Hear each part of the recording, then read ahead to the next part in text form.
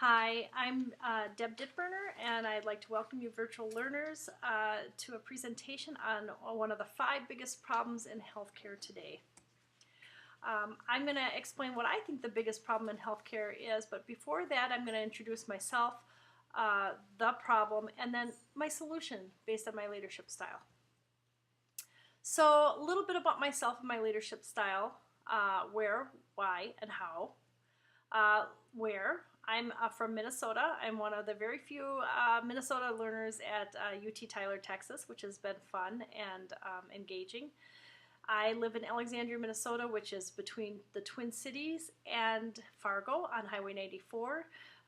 We consider ourselves the birthplace of America based on some lore regarding the Vikings and leaving a runestone long before Columbus.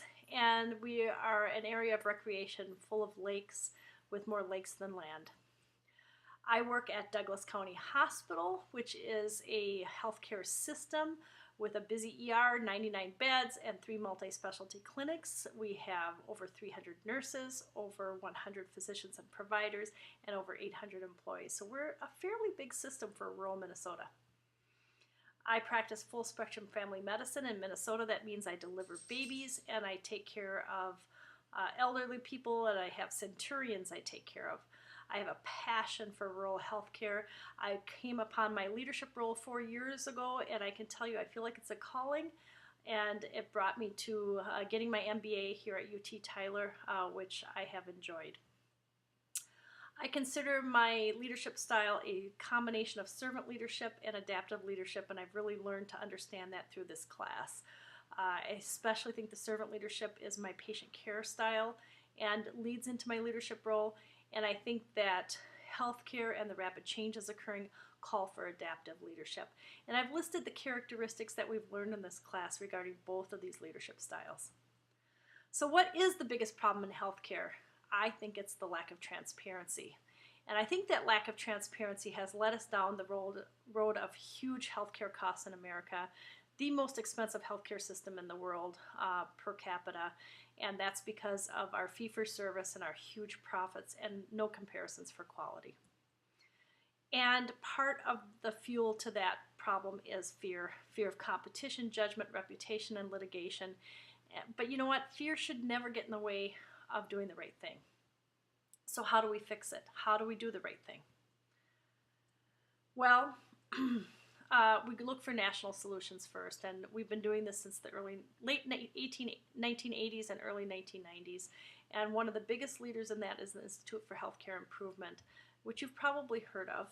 And in 2006, they coined the term triple aim. And the triple aim is where we're doing better healthcare with better quality, better patient experience, and decreased total cost of care. So how do we have solutions here in Minnesota, and what are our solutions so far for transparency of care? In the early 2000s, we launched Minnesota Community Measurement Program, which is a program through the Minnesota Department of Health, third-party payers, and businesses in Minnesota to create a data collection site and system where all the clinics and systems can report in Minnesota and compare each other. They actually have a website now, minnesotahealthscores.org, which I've listed below that you can go check out. Minnesota Community Measures has multiple measures, but one of them is diabetes, and you can see here they have five measures to achieve optimal care. Got a little typo there, but blood pressure less than 140/90 is a measure, being on a cholesterol-lowering medicine, having a hemoglobin A1C of less than 8%, being tobacco-free, and taking an aspirin daily. So when they started this measure in 2004, only 4% of Minnesotans had optimal care, were receiving all 5 of those measures or had achieved all 5 of those measures.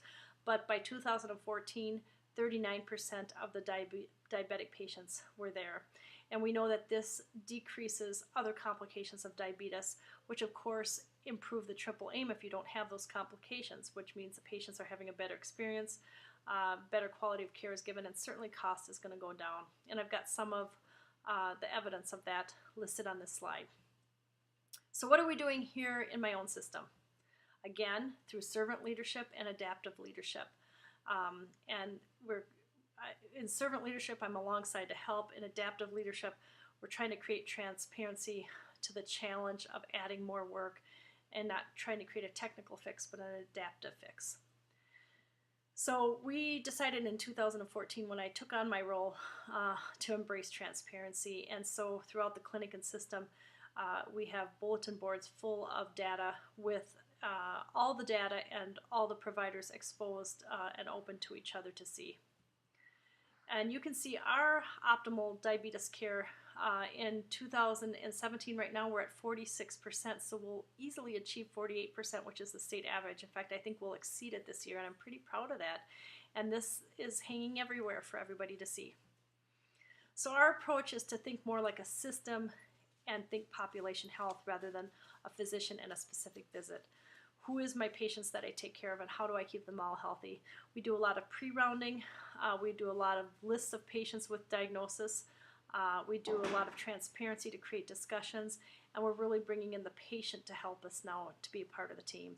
And we're doing that through a report card that we give the patients at least twice yearly, which actually has, as you can see at the top of this, the 5 optimal care measures, and then the 3 additional care measures that will become the optimal 8 someday.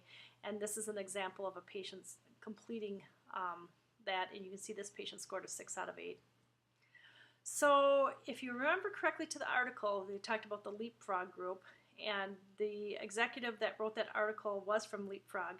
And you can see here, since 2014, we've gone through from solid scores of B's to solid scores of A's. And I truly believe this is because we've taken on transparency throughout our system.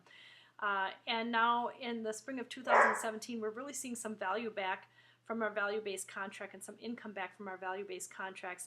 And we're really leading the state of Minnesota in our comparison of our Minnesota Community Measurement quality numbers. In closing, I think that medicine is changing rapidly. I think that value-based medicine and triple aim is here to stay. I think that servant leadership and adaptive leadership have certainly worked for my system, but they make sense for everything that we're doing in medicine as we go through this rapid change, and we try to create adaptive changes instead of technical fixes that frustrate healthcare workers. And I think because of that, our system is empowered for years to come. These are my references if you should like to check them out. And finally, I just want to say thank you. I'm pretty passionate about the healthcare changes that are coming. I'm very involved. And I'm really looking forward to the future of medicine that really embraces the triple aim. Thank you.